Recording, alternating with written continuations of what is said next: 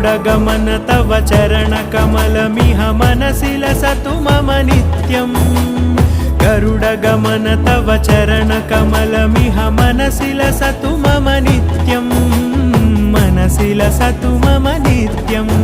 मम तापमपाकुरु देव मम पापमपाकुरु देव मम तापमपाकुरु देव मम पापमपाकुरु देव